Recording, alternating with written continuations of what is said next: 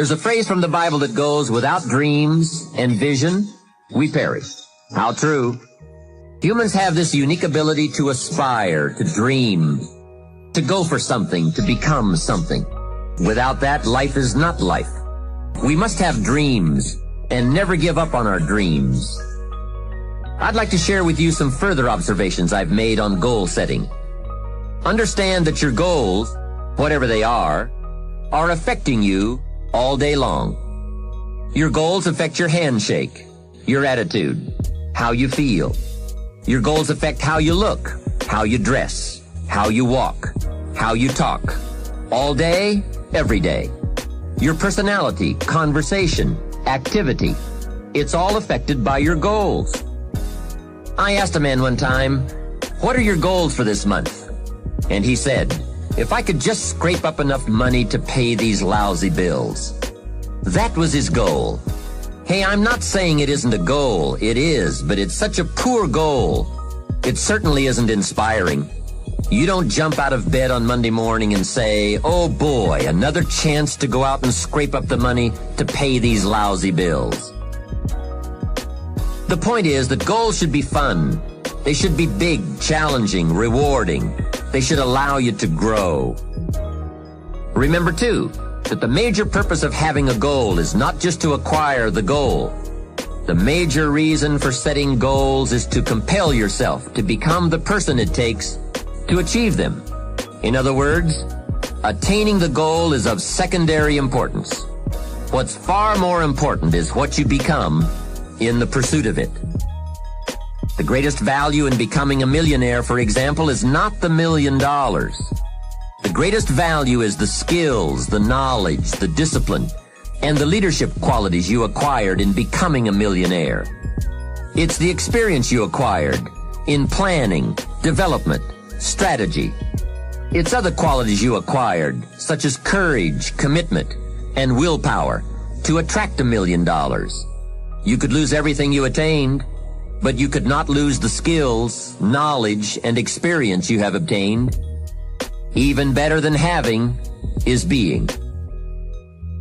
Here's a most important question to spend some time answering. What kind of person will I have to become to get all I want? Write down a few thoughts on that.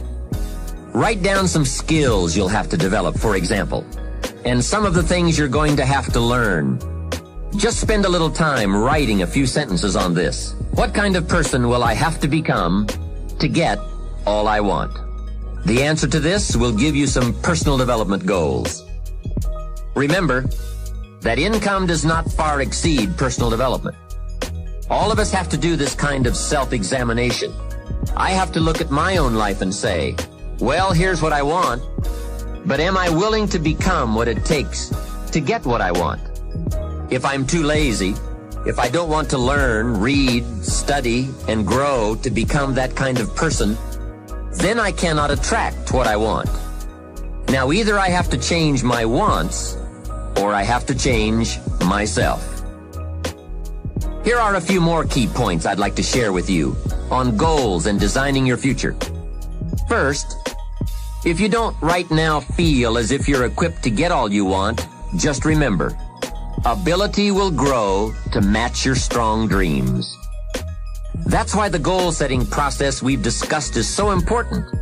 The more you work on this, the more ideas you will get on how you can change, how you can grow. I am nowhere near the person I was when I met Mr. Schoaf 25 years ago. I'm not that person anymore. I've changed. There's nothing you can do about the past, but you can do a great deal about your future. You don't have to be the same person you were yesterday. You can make changes in your life, absolutely startling changes, in a fairly short period of time. You can make changes you can't even conceive of now, if you give yourself a chance. Your abilities will grow. You have untapped talents and potential that you haven't even reached for yet. And as time goes on, you'll be able to reach deeper and deeper. The first thing you'll know, you'll be able to do things you never thought you could do. You'll be able to handle things you never thought you could handle. You'll have ideas that you've never had before. All of this is sparked by the goal-setting process. When you know what you want, and you want it badly enough, the answers will come to you. I can't tell you why it works. All I know is, it works. Give yourself a chance to become all you can become, and to accomplish all you can accomplish. Let me give you a Bible philosophy that teaches how to get whatever you want. Here's what it says. Ask. That's it. Ask. Of all the important skills to learn in life, be sure to include the skill of asking. What does ask mean? Ask means, what do you want? And the complete formula is staggering. It says ask, and you will receive. Hey, we ought to look into that. The man says, yes, but you work where I work. By the time you struggle home, it's late. You've got to get a bite to eat, watch a little TV, and get to bed. You can't sit up half the night and ask. And this guy is behind on his bills. He's a good worker, hard worker, sincere, but you've got to do better than work hard and be sincere all of your life. You'll wind up broke and embarrassed. You've got to be better than a good worker.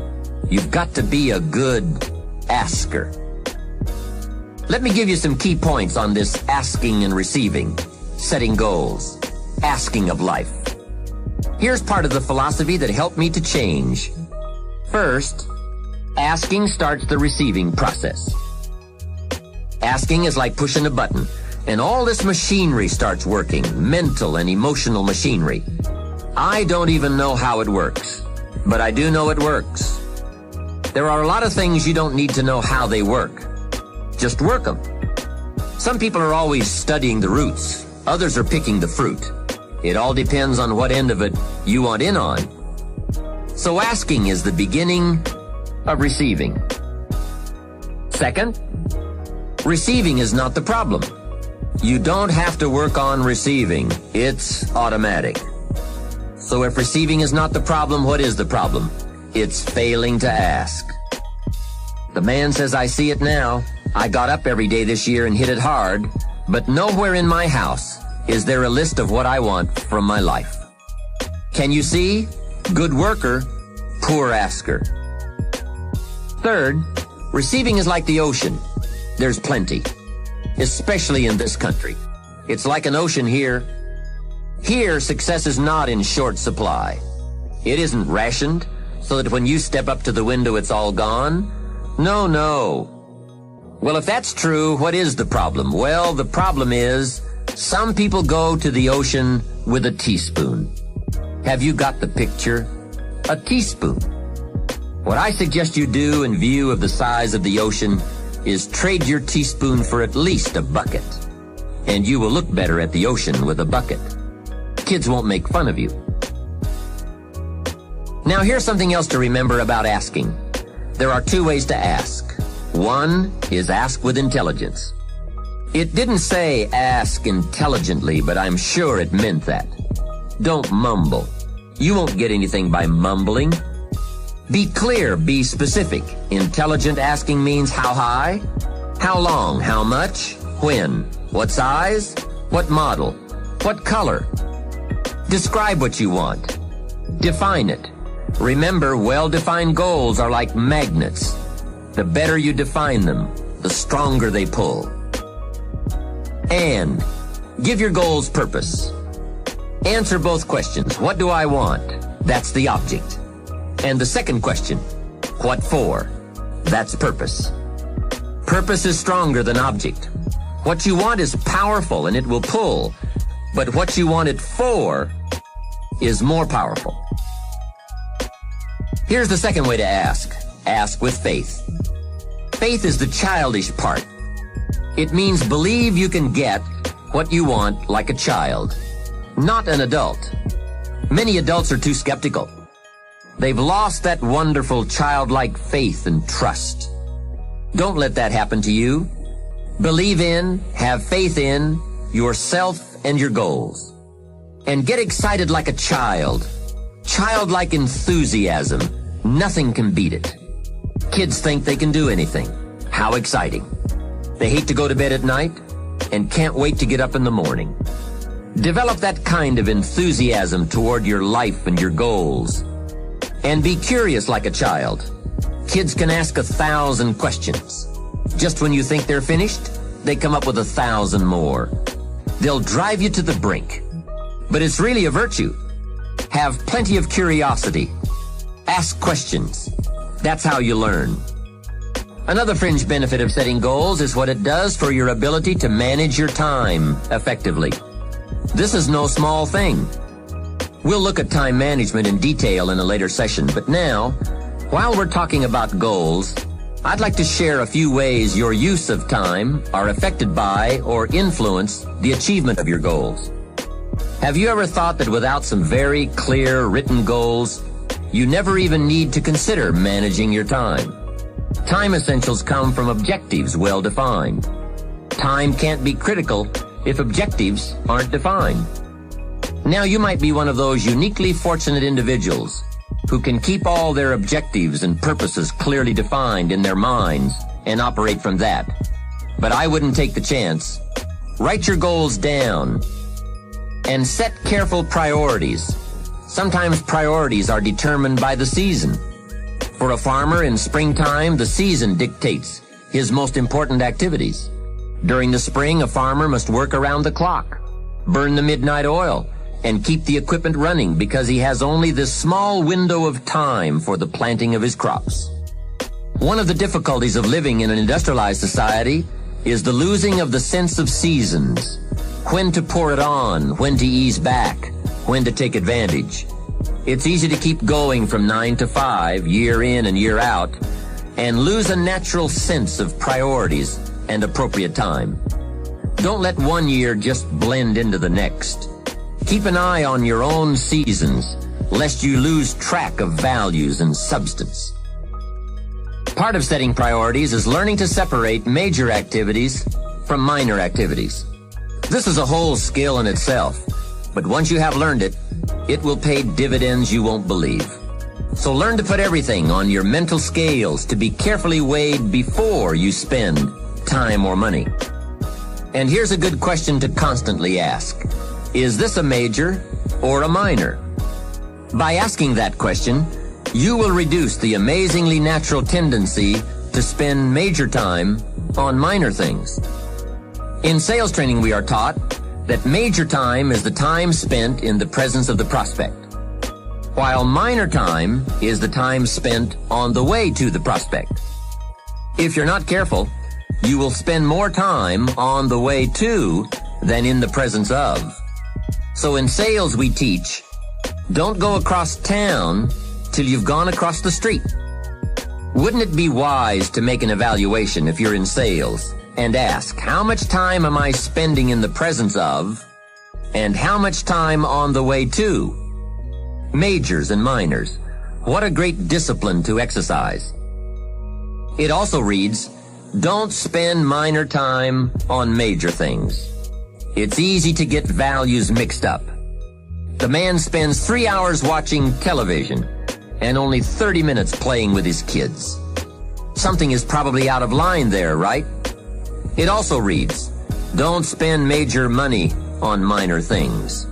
If you spend more on candy than on audio cassettes like this, or books, that would be foolish, right? Here is a great goal-achieving tip. Don't mistake movement for achievement. It's possible to be busy all day, come home exhausted, and only then realize that very little of your day consisted of productive activities in the pursuit of your goals. Don't get faked out by being busy. The man says, I've been going hard all day. I've really put in the hours and the effort. But here's the major question. Doing what? It isn't going hard all day that counts. It's the doing what, the value that counts. Another essential is concentration. This is one of those difficult things, especially in a society where there are so many voices asking for our attention. The television voices, the radio voices, your family voices, the friends' voices, social voices, business voices, advertising, commercials. Isn't it amazing? You can turn off the television and the commercials keep running. How do you turn them off in your mind? That is the challenge to be mastered. The best use of time comes from putting plenty of value in it. And concentration means you take that challenge seriously. It's called careful investment for maximum results. Concentration. The big sports stars will tell you the cost of not concentrating. Just a little slip of concentration, and they put one by your feet. And there goes first place, and maybe the big money. So writing a letter, concentrate. Making a call, having a conversation. Trying to solve a problem, concentrate. You won't believe the effect this will have on your life. Now, there is a time to let your mind wander, but it's a time you designate specifically for that purpose. At that appointed time, you can go off for that walk on the beach, or that drive to the mountains, away from business. Let the breezes blow and your mind soar. Do some dreaming. That's healthy. But do it at that pre-planned time.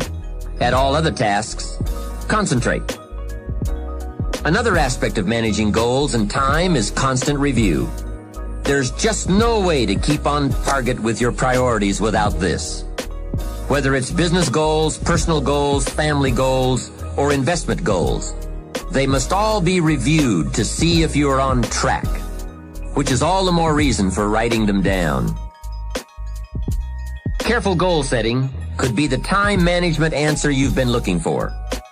Goals well defined and well described and well thought out make us look carefully at the time we have and how to get the most from it to make all of our dreams come true. The answers to do better come from the necessity to do better. You will undoubtedly be amazed at the ideas you can come up with for the use of your time when goals and purpose have you stimulated to the maximum. Now there is a last main point to consider. You won't get everything you want. What a statement to make after studying how to get whatever you want. But you won't get everything you want, and the reason is, it's not that kind of planet. Sometimes it's going to hail on your crop and rain on your parade. I'm sure you are very well aware of this.